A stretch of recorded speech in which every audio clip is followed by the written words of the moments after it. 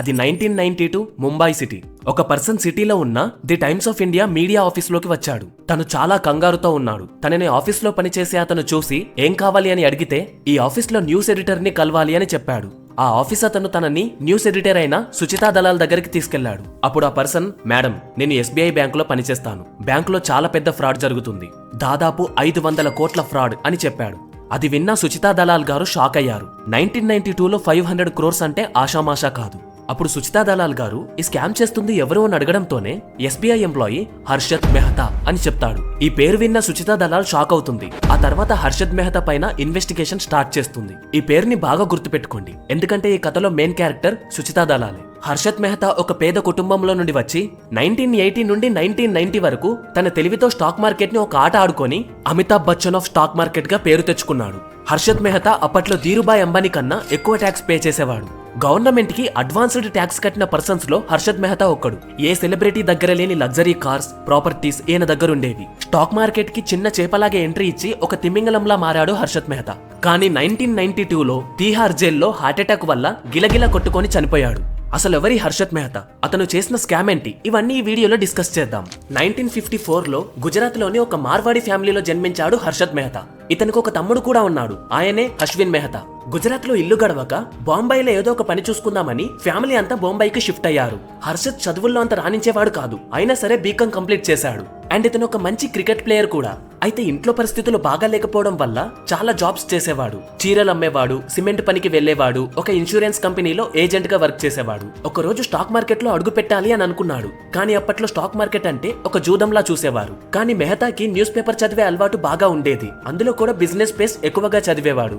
And stock market లో success అయిన వాళ్ళ బయోగ్రఫీస్ కూడా చదివేవాడు. అలా తను చిన్న చిన్న జాబ్స్ చేసుకుంటూనే అదే 4 years టైంలో స్టాక్ మార్కెట్ గురించి కొద్దో గొప్ప తెలుసుకున్నాడు. ఇంకప్పుడు బాగా ఆలోచించి స్టాక్ మార్కెట్ లోకి దిగేశాడు. 1980లో ఒక బ్రోకరేజ్ కంపెనీలో క్లర్క్ గా జాయిన్ అయ్యాడు. బ్రోకరేజ్ కంపెనీ అంటే స్టాక్స్ కొని అమ్మడంలో ఒక మధ్యవర్తి కంపెనీ లాంటిది. ఇప్పుడు మనం వాడుతున్న అప్స్టాక్స్, జెరోదా, ఏంజల్ బ్రోకింగ్ ఇవన్నీ బ్రోకరేజ్ కంపెనీసే. అలా ఆ కంపెనీలో ఒక క్లర్క్ గా జాయిన్ అయ్యాడు. ఆ తర్వాత ఆ కంపెనీ తరపున బాంబే స్టాక్ ఎక్స్చేంజ్, మనకి న్యూస్ లో ఈ బిల్డింగ్ కనిపిస్తుంది కదా, ఇదే. ఇందులో షేర్స్ అమ్మడం మొదలు పెట్టాడు. అలా ఒక 1 to 2 years లోనే ఆ కంపెనీలో జాయిన్ అయ్యి స్టాక్ మార్కెట్ గురించి మొత్తం నేర్చుకున్నాడు. ఆ తర్వాత ఆ కంపెనీలో జాబ్ మానేసి మెహతానే ఒక ట్రేడింగ్ అకౌంట్ తీసుకొని ట్రేడింగ్ చేయడం మొదలు పెట్టాడు. ట్రేడింగ్ అంటే ఒకే రోజులో షేర్స్ కొనుక్కొని లాభం చూసుకొని మళ్ళీ అదే రోజు అమ్మేయడం. అలా చాలా ప్రాఫిట్స్ సంపాదించాడు. నియర్లీ ఆ కాలంలోనే 10 లక్షల రూపాయలు సంపాదించాడు. ఆ తర్వాత హర్షద్ మెహతా ఇంకా ఎక్కువ సంపాదించడం కోసం తానే ఒక బ్రోకరేజ్ కంపెనీని మొదలుపెట్టాడు. ఆ కంపెనీ పేరు గ్రోమోర్. చాలా మంది ఇందులో జాయిన్ అయ్యారు. మెహతా కూడా వాళ్ళ ఫ్రెండ్స్ కి ఏ స్టాక్స్ లో ఇన్వెస్ట్ చేస్తే లాభాలు వస్తాయో చెప్పేవాడు. అండ్ ఈ కంపెనీ వల్ల చాలా మందికి లాభాలు రావడం మొదలయ్యాయి. అయితే అప్పటికే మెహతాకి కొంచెం పాపులారిటీ వచ్చింది. డబ్బు ఎంత ఉన్నా సరే ఆశ చావదు. అప్పుడే హర్షద్ మెహతా స్టాక్ మార్కెట్ లో కొన్ని లూప్ హోల్స్ ని వెతకడం మొదలు పెట్టాడు. అలా తన తెలివితో ఒక లూప్ హోల్ దొరికింది.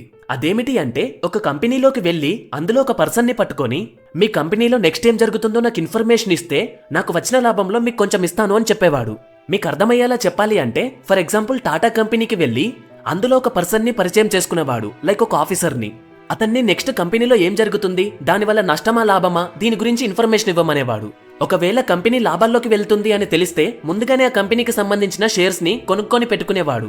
రేటు పెరగగానే ఆ షేర్స్ ని అమ్మేసేవాడు. అలా చాలా కంపెనీస్ ఇన్ఫర్మేషన్ అండ్ ప్లాన్స్ ని ముందే తెలుసుకొని అందులో ఇన్వెస్ట్ చేసేవాడు. దీనివల్ల మెహతాకి చాలా లాభాలు వచ్చేవి. ఇంకా చాలా మంది హర్షద్ మెహతా ఈ కంపెనీలో షేర్స్ కొంటున్నాడు అని అనగానే అందరూ ఆ కంపెనీలో ఇన్వెస్ట్ చేసేవారు. ఇలా ముందుగానే ఇన్ఫర్మేషన్ తెలుసుకోవడాన్ని ఇన్సైడర్ ఇన్ఫర్మేషన్ అని అంటారు. నిజానికి ఇది ఇండియాలో ఇల్లీగల్. అయితే ప్రజలకి ఈ విషయం తెలిసేది కాదు. వాళ్ళంతా హర్షద్ మెహతా చాలా తెలివైనవాడు అనుకునేవారు. అందుకే అతన్ని గుడ్డిగా ఫాలో అయ్యేవారు. అప్పుడే మెహతాకి ఇంకొక ఐడియా కూడా వచ్చింది. అదేమిటి అంటే ఒక కంపెనీలో షేర్స్ ని కొనుక్కొని దాని వాల్యూని పెంచి అమ్మేవాడు. మీకు అర్థమయ్యేలా చెప్పాలి అంటే ₹1కి ఒక షేర్ వచ్చే కంపెనీని చూసుకునేవాడు. ₹100కి 100 షేర్లు వస్తే మెహతా వాటిని ₹2కి ఒక షేర్ కొనేవాడు. అంటే ₹100కి వచ్చే షేర్ ని 200కి కొనేవాడు. దాంతో ప్రజలంతా ఆ షేర్ వాల్యూ ఇంక్రీజ్ అవ్వబోతుంది అని వీళ్ళు కూడా ₹2కి ఒక షేర్ చొప్పున బల్క్ అమౌంట్ లో షేర్స్ కొనుక్కునేవారు. ఆ తర్వాత మళ్ళీ మెహతానే తన దగ్గర ఉన్న 100 షేర్స్ ని ఒక్కొక్కటి ₹3 చొప్పున 300కి అమ్మేసేవాడు. సో ఇప్పుడు మెహతాకి ₹100 లాభం వచ్చింది కదా. అలా మళ్ళీ వాళ్ళ దగ్గరనే ఒక్క షేర్కి ₹4 చొప్పున 100 షేర్లు ₹400కి కొనేవాడు. ఆ తర్వాత మళ్ళీ దాన్ని ₹600కి వాళ్ళకే అమ్మేసేవాడు. ఈ సైకిల్ ఇలానే ఇంక్రీజ్ అయ్యేది. మెహతాకి చాలా లాభాలు వచ్చేవి. ఇక డబ్బులు బాగా రావటం వల్ల హర్షత్ మెహతా ఆస్తి కూడా పెరుగుతూ వచ్చింది. నార్మల్ గా స్టాక్ మార్కెట్ లో బుల్ అండ్ బేర్ అని ఉంటాయి. బుల్ అంటే దున్న, ఇది తన కొమ్ములతో కింది నుండి పైకి పడేస్తుంది. స్టాక్ మార్కెట్ లో బుల్ అన్నా గానీ చిన్న షేర్స్ ని ఎక్కువగా పెంచేవాడని అర్థం. హర్షత్ మెహతా చేసేది కూడా అదే. అందుకే అతన్ని అందరూ బిగ్ బుల్ అని అనేవారు. ఇక బేర్ అంటే చెట్టుపై నుండి కిందకి అటాక్ చేస్తుంది. విచ్ మీన్స్ స్టాక్ మార్కెట్ లో ఒక షేర్ వాల్యూని తగ్గించి మళ్ళీ అవే షేర్స్ ను కొనే వాళ్ళను బేర్స్ అని అంటారు. ఈ బేర్ మార్కెట్ లో కూడా కొంతమంది పాపులర్ పర్సన్స్ ఉన్నారు. వాళ్ళే డిమార్ట్ ఓనర్ రాధాకిషన్ దమాని అండ్ అలాగే రాకేష్ జుంజున్వాలా. వీళ్ళు 120 రూపీస్ ఉన్న ఒక షేర్ ని 100 రూపీస్ వరకు తీసుకొచ్చి ఆ 100 రూపీస్ దగ్గర చాలా బల్క్ అమౌంట్ లో షేర్స్ కొనేవారు. దీని వల్ల షేర్స్ ప్రైస్ ఇంక్రీజ్ అవుతుంది అని చాలా మంది షేర్స్ కొనడం మొదలు పెట్టేవాళ్ళు. అప్పుడు ఆ షేర్ వాల్యూ మళ్ళీ 150కి వెళ్లేది.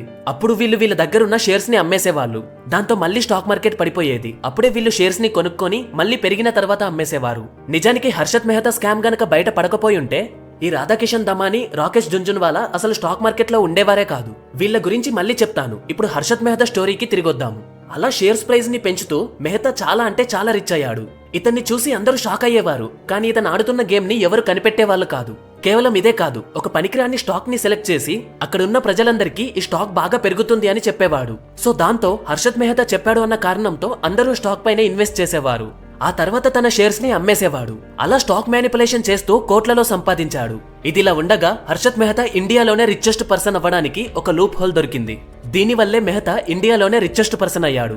అండ్ ఈ స్కామ్ వల్లే జైలుకి కూడా వెళ్ళాడు. అదేంటో ఇప్పుడు చెప్తాను వినండి. నార్మల్ గా గవర్నమెంట్ ఏదైనా ప్రాజెక్ట్ ని స్టార్ట్ చేస్తే గవర్నమెంట్ దగ్గర గనక డబ్బులు లేకపోతే ప్రజల దగ్గర నుండి లేదా బ్యాంక్స్ దగ్గర నుండి డబ్బుని అప్పుగా తీసుకుంటుంది.